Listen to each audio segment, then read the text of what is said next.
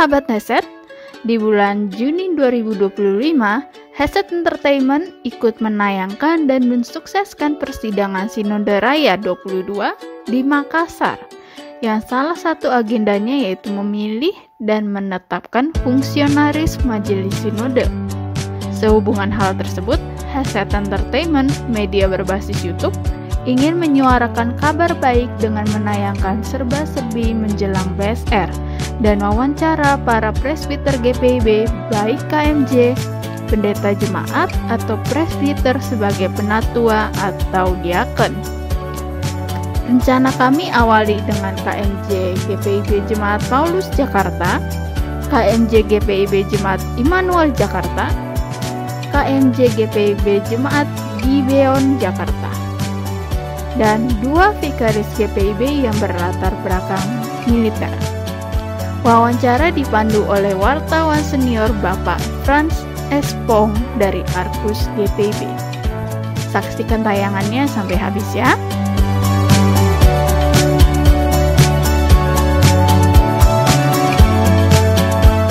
Selamat jumpa Bapak Pendeta Joni Lonto, KMJ GPIB Paulus. Saya Frans Espong dari Headset Entertainment. Senang berjumpa dengan Anda. Biar pertemuan ini memberikan makna sukacita terindah buat kita bersama. Terima kasih Pak Pendeta sudah menyambut kami. Pak Pendeta, kabarnya Pak Pendeta ini punya rekam jejak yang luar biasa Pak dalam berpelayanan di GPIB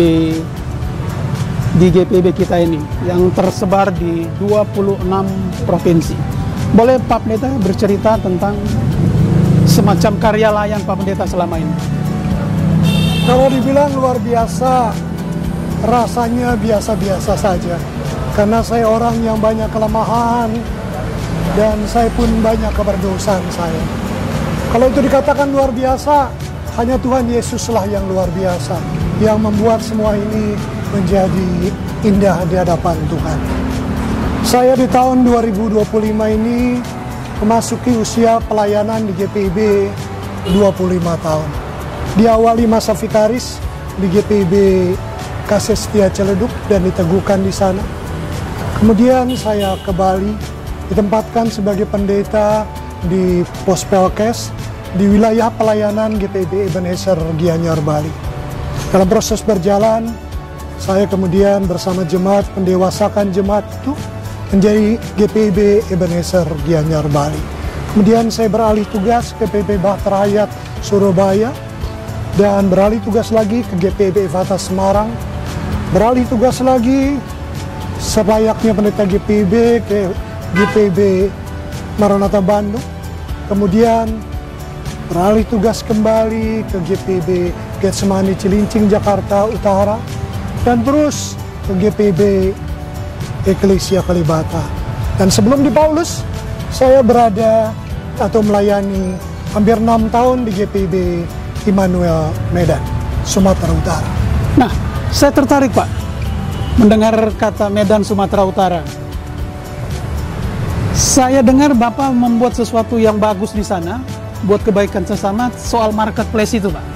Pertama, kedua soal Maduma yang dulunya belum tergarap sempurna, sekarang sudah melembaga menjadi satu jemaat. Boleh Pak Pendeta cerita?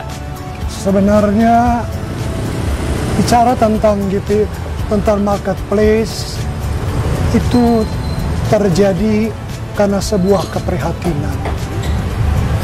Ketika saya melayani di pos-pos Pelkes di kampung-kampung di Sumatera Utara, ternyata yang beribadah sebagian adalah kaum wanita. Bapak-bapak dan anak lelaki kurang hadir dalam ibadah. Kemudian saya sempat pulang gereja singgah melihat kok banyak sekali bapak-bapak di Lapo Tua. Dan kemudian dalam percakapan di Lapo Tua tidak sengaja kemudian mereka melihat mobil gereja dan berkata, "Bapak pendeta?" "Ya, saya pendeta." "Wah, saya warga GPIB juga Pak." Mereka katakan begitu. Lalu saya katakan, kenapa tidak ke gereja? Mereka berkata, kami tidak punya uang untuk memberikan kolekte ke gereja. Saya bilang, beribadah kan tidak harus memberikan kolekte kalau tidak punya uang. Oh tidak, buat kami itu harga diri kami, dan kami harus memberikan kontribusi yang terbaik untuk gereja Tuhan.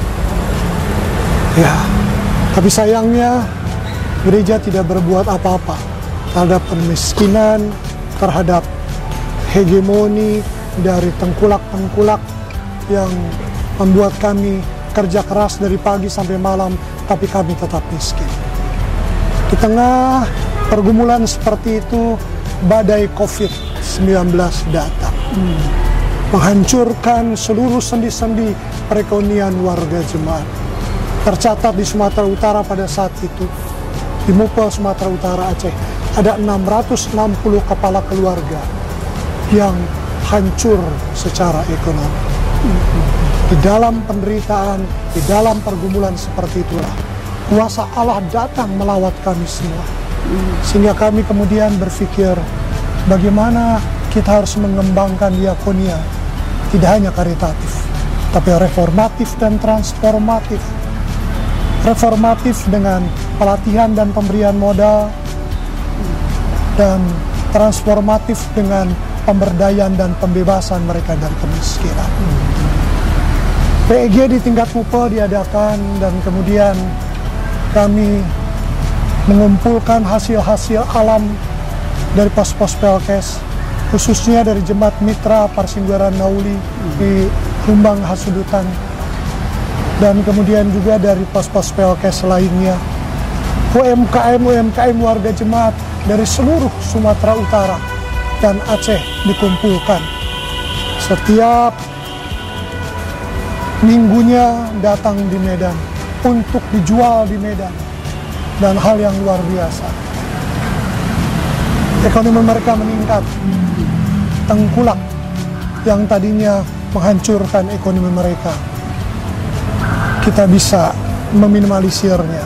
Bayangkan Pak Frans, harga beras di kampung di Mitra Parsinggaran Nauli itu beras merah, Tengkulak memberikan harga, atau mereka sebut toke, 6.000 per kilo. Ternyata di Medan itu mencapai 5.500 pada saat itu. Akhirnya kami beli dengan 15.000 per kilo. Ya, kami jual di Medan hanya 15.200. Harga di Medan lebih murah dari harga di pasar. Jemaat di Medan mendapatkan keuntungan. Juga Jemaat Mitra Parsinggaran Nauli mendapatkan hasil dari beras merahnya 2 kali lipat dari harga Tengkulak dan produk-produk mereka lainnya. Ya, puji Tuhan. Kemudian proses marketplace itu terus berjalan, dan lebih daripada itu, tidak hanya itu. Ketika saya sudah pindah ke GPB Paulus ini, Dayung bersambut bersama dengan Bapak Penatua Saat Sinat Sianipar, beliau owner dari MSA Cargo. Program itu terus berjalan, sehingga setiap hari Sabtu di GPB Paulus, produk-produk hasil pertanian dari Mitra Parsinggaran Nauli tetap ada di sini. Bahkan sekarang kami sudah bekerja sama dengan Mupel Lampung untuk produk-produk UMKM mereka, produk-produk pertanian mereka. Dan juga kami mengundang gereja-gereja lainnya. Kerjasama di Mupel Jabar 1 juga kami kembangkan. Dan kami ingin agar di Mupel-Mupel lainnya pun dikembangkan. Ya, tidak boleh berhenti karena mutasi. Tidak boleh berhenti karena mutasi. Artinya jalan terus. Dan harus terus berjalan. Pak Pendeta, yang Maduma bagaimana Pak? Karena 12 miliar, waduh itu bukan dana yang kecil, tetapi bisa terwujud gereja yang bagus dan besar di sana Pak. Boleh cerita Pak? Itu semua karena kasih karunia Allah. Keset. Tidak ada yang lain. Ketika di 2018 saya datang, setelah serah terima jabatan, diantar oleh Ketua 4 Penatua Anofulilase untuk berdoa di tanah itu. Entah kenapa saya menangis. Kenapa sudah 8 tahun tanah ini terbengkalai? Entah kenapa. Ternyata tangan Tuhan luar biasa. Dalam acara Rakerdal PEG di hotel di Tanah Abang, hotel apa ya? Saya lupa tuh. Yang baru dipakai PEG yang lalu. Iya, Milenia. Oh, di Hotel Milenia tahun 2019 kalau tidak salah. Saya berjumpa dengan Penatua Lendi dari GPIB Paulus dan berkata bahwa ada orang yang punya nazar terbeban untuk membangun gereja dalam nazarnya bersama istrinya. Lewat proses berjalan, saya berjumpa dengan Ibu Leri, ya, Ibu Terry maksud saya. Dengan Ibu Terry, kebetulan adik dari Pak Lendi Sumampol. Dan percakapan 9 kali perjumpaan. Akhirnya luar biasa. Saya bisa bertemu dengan donatur. Dan donatur berkata, Pak Pendeta, tolong bantu saya membangun gereja. Nazar saya bersama istri tercinta saya, almarhum. Dan Bapak siapkan panitianya. Saya siapkan dananya. Saya katakan, betulkah ini Pak? Dia katakan, ini nazar saya kepada Tuhan. Lewat proses sidang majelis jemaat, crash program. Ingat, crash program. Akhirnya diputuskan. Dan kemudian proses pembangunan terjadi. Ya. Dan diresmikan menjadi suatu jemaat mandiri dan dewasa. Saat itu Pak Pendeta KMJ di Immanuel. Saya saat Medan. itu KMJ di GPIB Immanuel Medan. Diberi nama Maduma, artinya sejahtera penuh berkat berkelimpahan. Sehingga sekali lagi, kalau untuk bangun gereja atau membuat apapun, jangan buat perencanaan dulu. Bangun doa, bangun kekuatan doa dalam Tuhan. Baru setelah itu buat panitia, baru setelah itu buat perencanaan yang strategis. Satu hal, kalau kita kerja tulus, jujur, penuh kemuliaan nama Tuhan, tidak ada yang mustahil. Pak Pendeta, sepertinya Pak Pendeta ini, di mana Pak Pendeta ditempatkan, selalu ada hal-hal yang baru, yang luar biasa. Kalau pinjam bahasa teman-teman dari Tionghoa ini, selalu bawa hoki gitu Pak. Dan ada sesuatu yang fenomenal. Kalau di Medan, Parsingguran marketplace-nya jalan, Maduma berdiri. Nah, di GPIB Paulus ini, satu hal yang cukup bikin orang menggugah warga jemaat, GPIB Paulus berhasil membeli lahan di sebelah kita. Selanjutnya kita akan dengarkan setelah ini.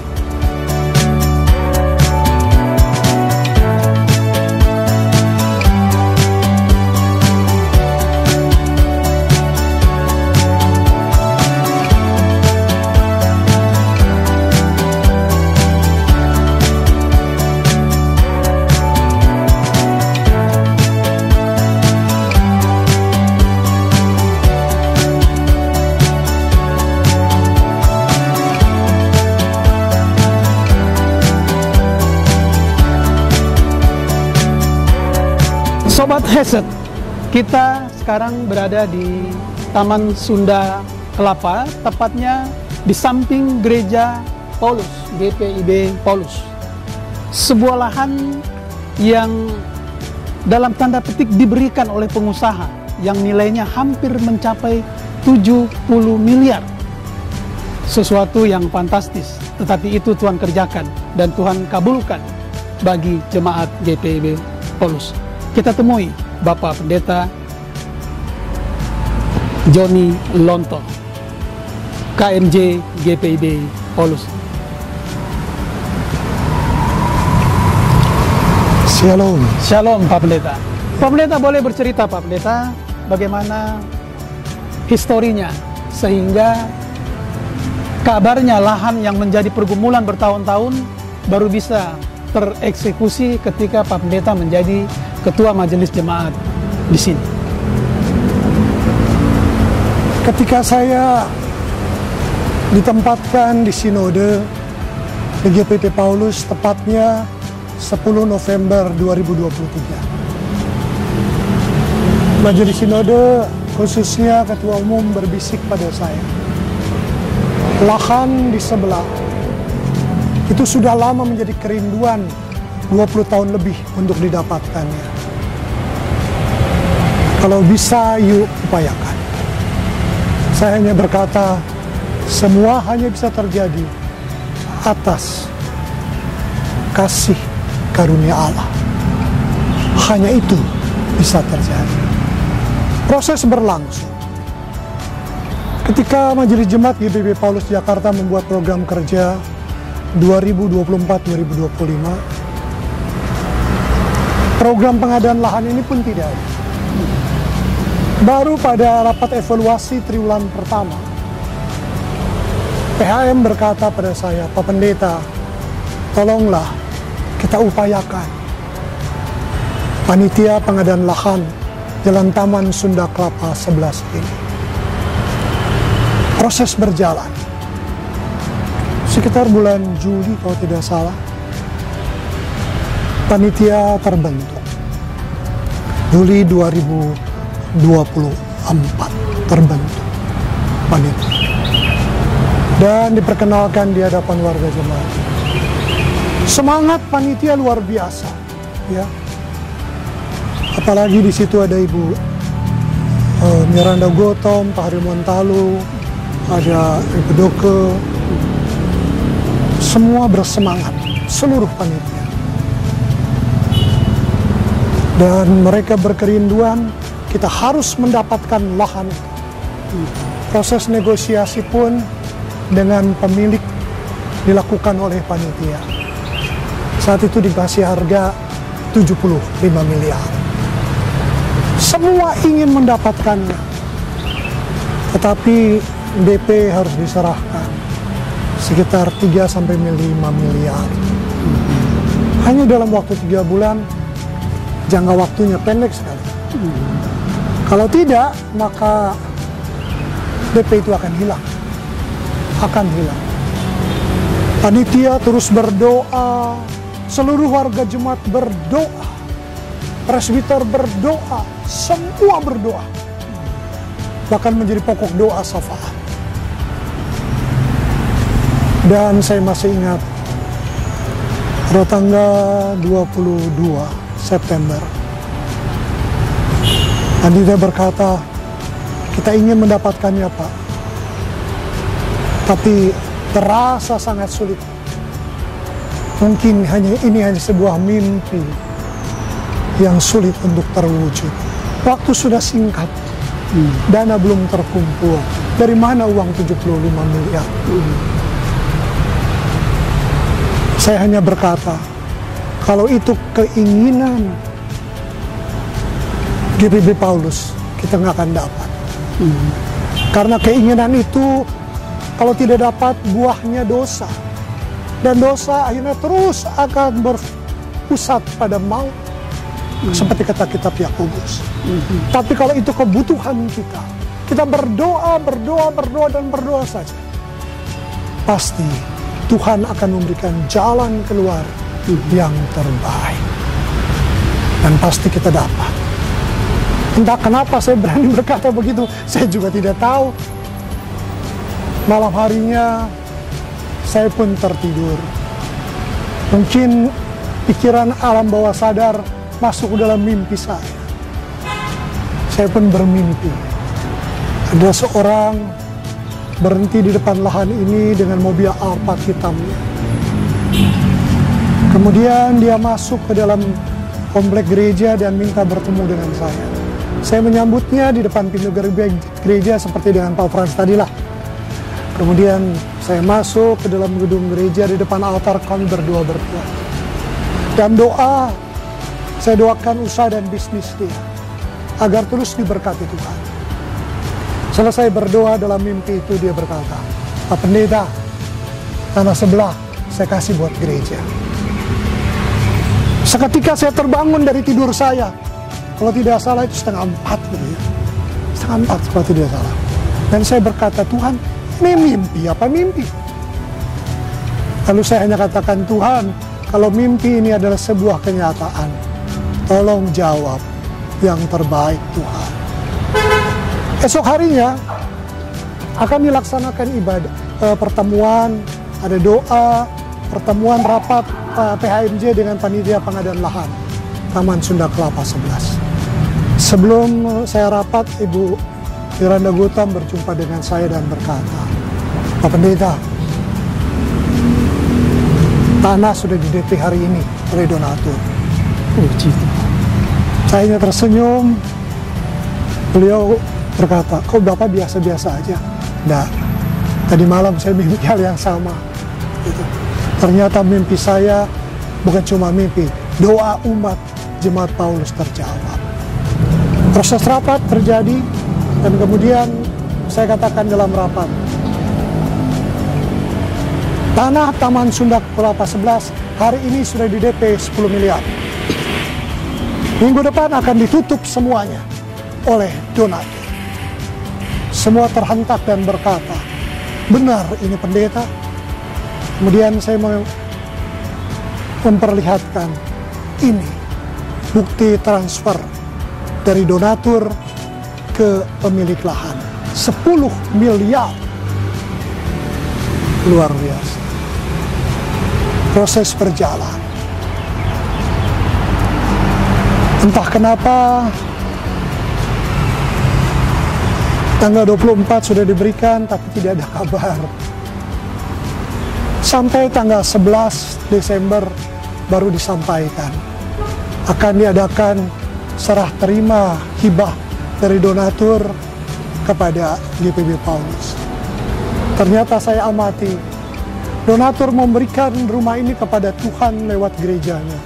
Tidak mau sembarangan. Dia renovasi rumah yang sudah lama tidak dihuni ini, yang bagaikan rumah hantu. Dia renovasi, dia siapkan semua fasilitas, furniture dia siapkan, AC disiapkan, dia bersihkan, dia rapihkan semuanya. Baru dia persembahkan kepada Tuhan lewat gerejanya.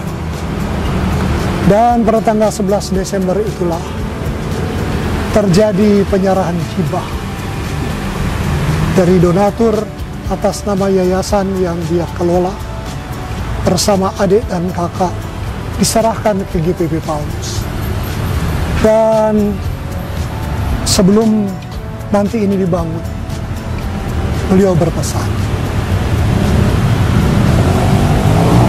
Bapak Pendeta sebagai ketua jemaat sesuai dengan surat pernyataan notaris harus tinggal di tempat ini untuk mengontrol seluruh kegiatan pelayanan, sehingga saya harus memenuhi kewajiban saya sesuai surat pernyataan notariat itu. Dan yang kedua, dia katakan jangan dikomersilkan. Dan yang ketiga, ini bisa dibangun 6 tingkat ya, dengan izin yang pernah disampaikan oleh pemilik sebelumnya. Lahan bawah tolong dibuat basement 2 lantai, karena saya tidak ingin GPB Paulus itu menjadi sumber kemacetan setiap ibadah-ibadah. Ya, puji Tuhan, semuanya akhirnya kita dapatkan. Sesuatu yang mustahil bagi manusia dan bagi GPB Paulus, ternyata tidak ada yang mustahil bagi Tuhan. Sobat Hesed, pemimpin yang membawa berkat, pemimpin yang membawa damai sejahtera bagi umat Tuhan, Bapak Pendeta Joni Lonto, KMJ GPIB Paulus Jakarta. Pak Pendeta, pertanyaan terakhir. Ini tinggal berapa bulan lagi kita akan memasuki persidangan Sinode Raya di Makassar, Oktober tepat. Pak Pendeta boleh bercerita soal kepemimpinan gereja. Silakan Pak. Menurut saya, kepemimpinan gereja itu adalah panggilan Tuhan. Ambisi untuk meraih kekuasaan dalam gereja sesuatu yang harus dihindari. Politik-politik praktis suksesi pun harus dihindari.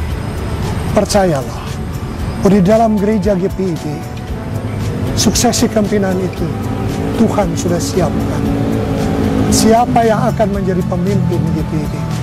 Siapa yang akan menjadi majelis sinode? Yang penting cuma satu. Orang itu punya track record yang baik. Orang itu mau bekerja tulus dan jujur untuk kemuliaan nama Tuhan.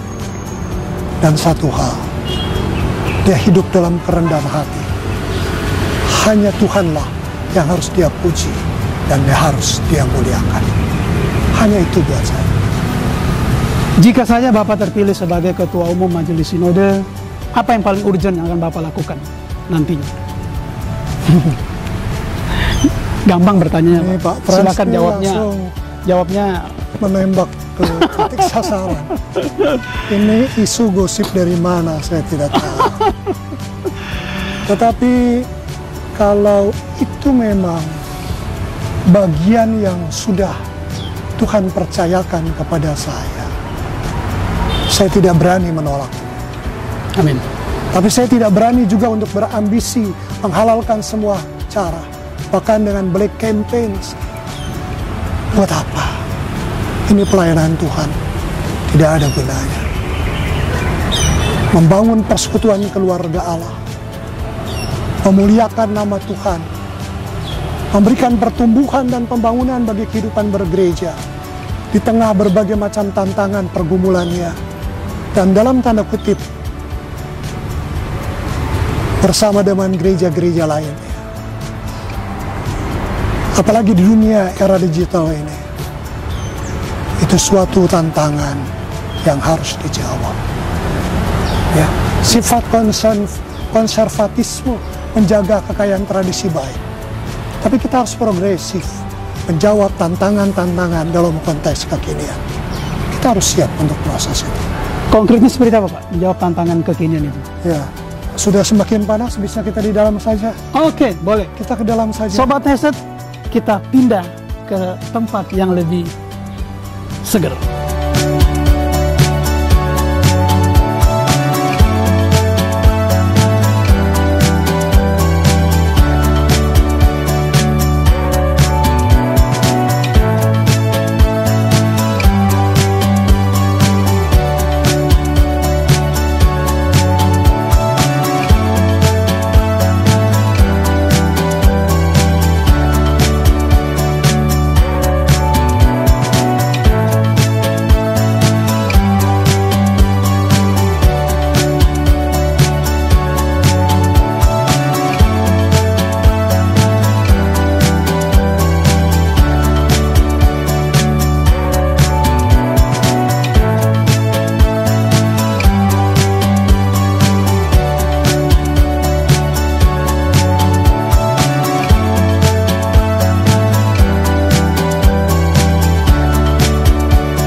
Sobat Heset, sekarang kita berada di ruang tamu Pastori Taman Sunda Kelapa 11.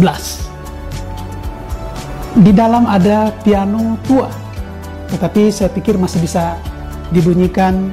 Ada apa namanya, Pak? Dari Batak tuh? Ulos. Ada ulos. Dan ada sertifikat hipnoterapis dan beberapa foto-foto keluarga. Seperti itulah di ruang tamu Bapak Pendeta Joni Lonto, KMJ GPIB Paulus Jakarta. Pak Pendeta, kami ini kalau ketemu Pak Pendeta pengen dengar banyak cerita mengenai success story Pak Pendeta, apa menyangkut visi misi pelayanan Bapak itu kami pengen tahu, Pak. Boleh Pak Pendeta ceritakan, Pak? Perjalanan 32 tahun melayani di GPIB, dan dalam konteks kekinian yang saya lihat, paling tidak ada 7 hal keprihatinan saya yang menurut saya perlu dijawab oleh gereja. Yang pertama adalah pasca COVID, kita dipaksa untuk ramah terhadap dunia digital. Banyak orang berpandangan kita kembali kepada ibadah yang konvensional saja, tatap muka. Tapi tidak. Sekarang ini kita hidup dalam dua dunia. Dunia digital dan dunia realitas. Atau dunia digital dengan dunia tatap muka. Dan dua model pelayanan pendampingan seperti itu pun bagi warga jemaat sangat dibutuhkan.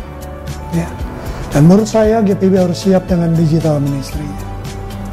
Tidak hanya dengan pelayanan gereja dan ibadah-ibadah, tapi juga dengan pelayanan di dunia digital. Ya seperti Headset Ministry ini. Buat saya ini pelayanan yang luar biasa. Dan GPIB harus siap. Apalagi menghadapi tantangan-tantangan, berbagai macam masalah pergumulan, ajaran-ajaran yang menyesatkan, pendampingan kepada warga jemaat dengan berbagai macam masalah yang dihadapinya. Harus gereja melayani dalam pelayanan online dan pelayanan ragawi atau pelayanan hybrid, daring dan luring istilahnya.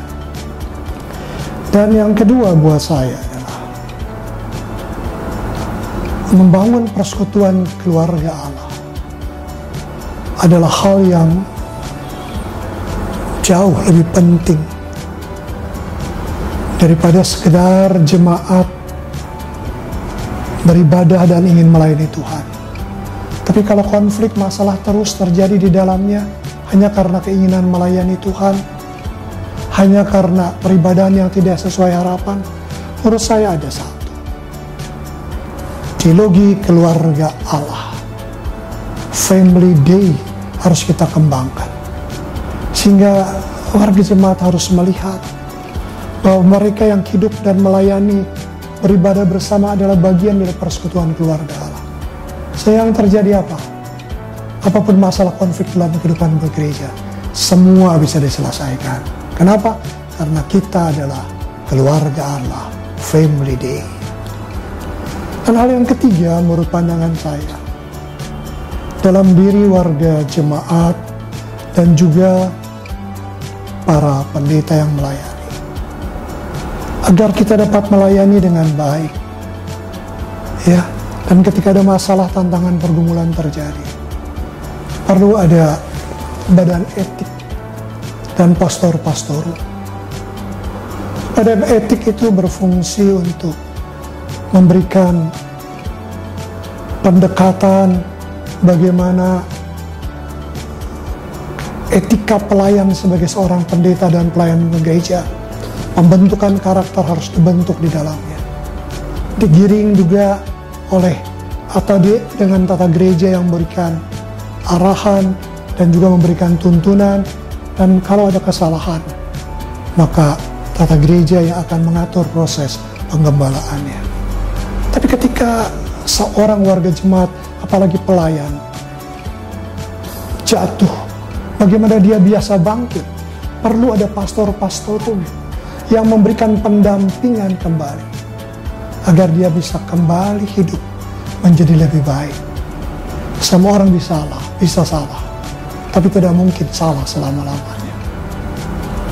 Itu hal yang ketiga yang saya pikir perlu kita kembangkan dalam kehidupan bergereja. Dan hal yang keempat, sinode bersama rekan-rekan pendeta di jemaat.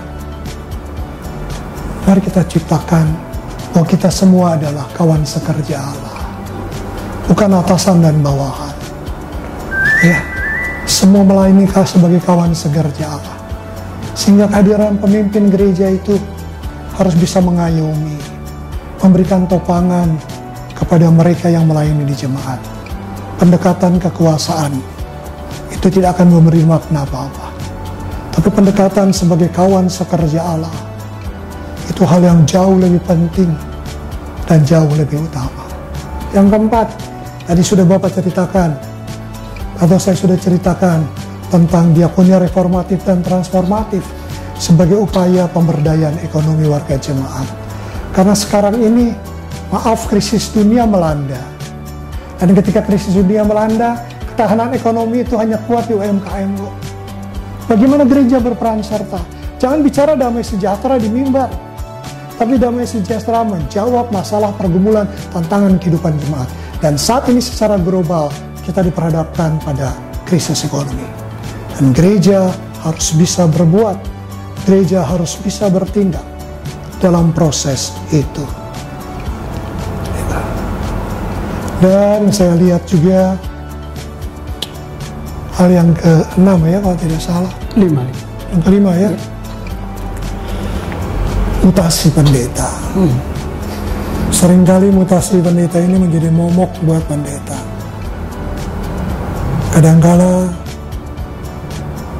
proses ini cukup membuat stres pendeta, membuat stres warga jemaat. Menurut saya proses mutasi itu harus melihat kompetensi orang pendeta itu sendiri. Sehingga ketika dia ditempatkan di suatu jemaat, dia bisa membangun kehidupan jemaat itu dengan baik. Tapi di sisi yang lain, masa tugas, masa pelayanan pun harus tetap dihargai di dalamnya. Intinya cuma satu, perlu penataan, proses mutasi yang berkelanjutan, berjenjang dengan baik. Kompetensi mereka juga harus dipertimbangkan dengan baik, sehingga keberadaan dia di suatu jemaat bisa meningkatkan dan mengembangkan kehidupan berjemaat itu sendiri.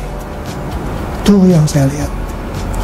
Dan hal yang ke-6 buat saya adalah, ini masalah klasik sebenarnya, tapi buat saya harus kita bicarakan.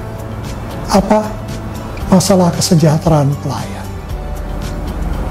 Ya, GPIB selama ini masih memakai standar gaji dengan standar gaji 2013. Pegawai negeri, GPIB selalu merujuk pada pegawai negeri. Harga beri sudah meningkat, gaji pendeta GPIB ya masih begitu-begitu aja. Kinerja pelayanan yang baik ditentukan dengan perhatian pada kesejahteraan pendeta.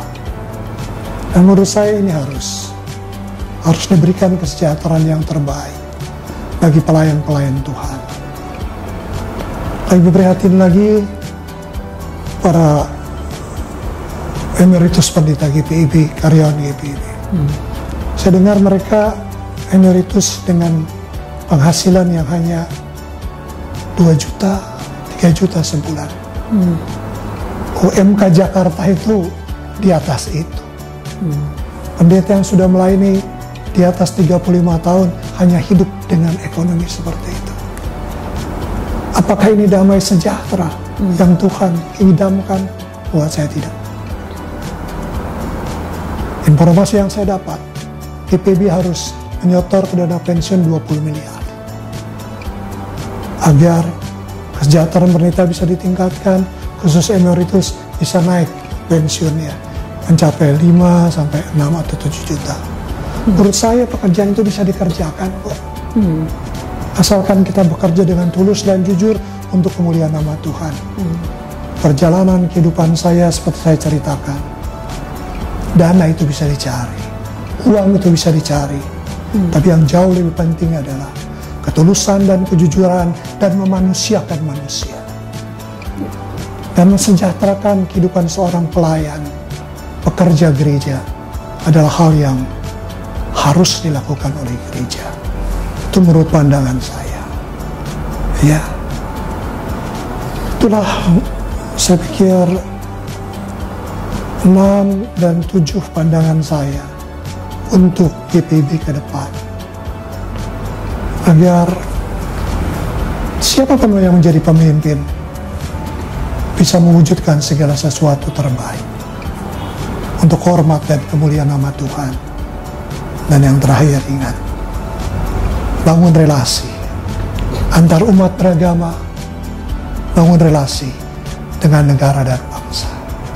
Dengan kita membangun relasi, tanpa harus kita minta, semua akan diberi oleh Tuhan dengan relasi yang kita bangun. Saya pikir itulah 7 hal yang perlu saya sampaikan. Semoga bermanfaat. Luar biasa apa yang dipaparkan Pak Pendeta Joni Lonto, KMJ GPB Paulus Jakarta. 3 hal yang saya garis bawahi: mutasi, kesejahteraan, dan relasi. Bagian dari konsep dari 7 konsep yang digulirkan Bapak Pendeta Joni Lonto. Sobat Heset, sekian.